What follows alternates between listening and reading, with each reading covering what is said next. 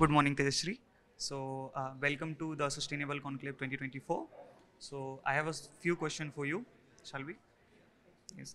So, my first question is, what key action do you think businesses should take to move from sustainability promises to real world progress?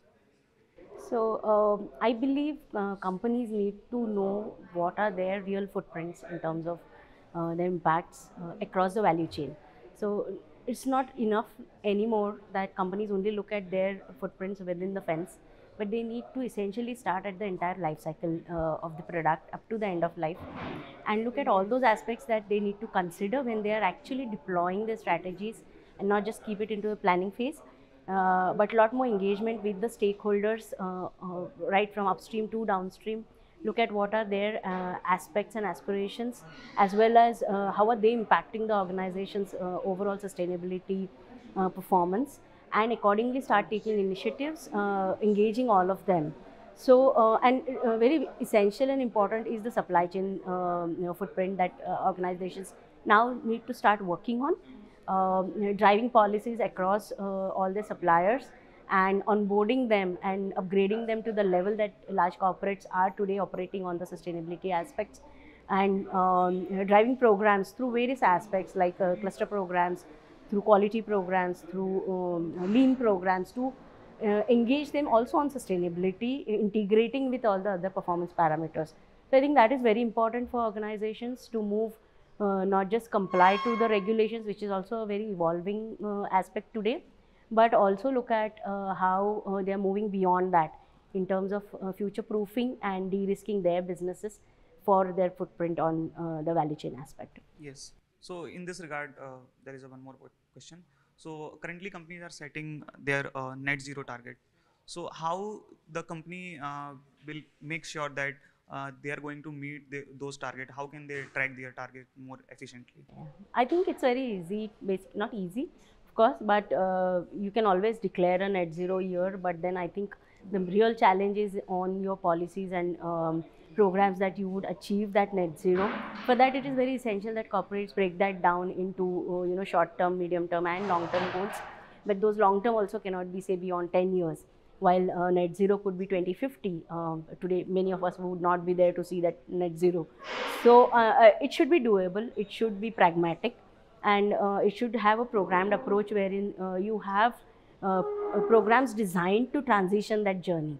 So looking at short term, mid term, and long term in terms of a horizon of 10 years essentially, and knowing where you could reach in that horizon of 10 years is very important for organizations to charter this path where they would eventually lead to net zero.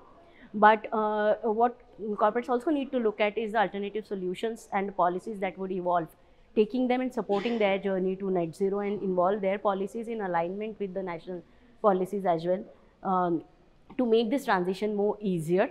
But I think going down to the micro management of programs which would impact this journey is very essential today for organization, and I think digital and technology can play a big role in managing this, looking at current footprints and doing those simulations for the future years, which are more in the horizon and which you can have a visibility to look at today with the policy and technology and data that you have, is important to actually achieve the set target of net zero that we are eventually aiming for as a world by 2050.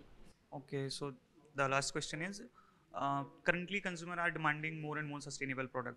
So how can businesses adjust themselves to meet the consumer expectation? I think it's a good thing that consumers are becoming more aware about sustainability in what they are buying. So their buying decisions are compelling industries to more towards achieving or rather adopting sustainability targets and initiatives. One important aspect is to build consumer confidence in what a company is stating on its sustainability performance, and that is to be more transparent, to have declarations on products in terms of its sustainability or environmental footprint. But today we are talking about environmental footprint. We'll also need to evolve indicators and talking about the social indicators and how do you measure that to make an organization more responsible for its product, not only environment but societal point of view as well. And how do you do those declarations with your product, with your programs, through your reporting frameworks, and that will bring consumer confidence. and then consumer will have a choice to will have the data to make a choice in terms of what they are buying. But a push from consumer is today, I think, a big push which organizations are experiencing to transition to more sustainable business. But I also think that organizations today need to move away from the thinking that if a product is sustainable, they are going to demand premium for it. That's not going to happen. What it will give an organization is a USP to market that product or propose that product to the consumers as a differentiator from the other products which are there in the market. Sustainability is not going to give you premiums, but it definitely will give you an edge in terms of making your product more preferable, because consumer is today looking at a product sustainability in terms of its sustainability indicators. Thank you so much. Thank you.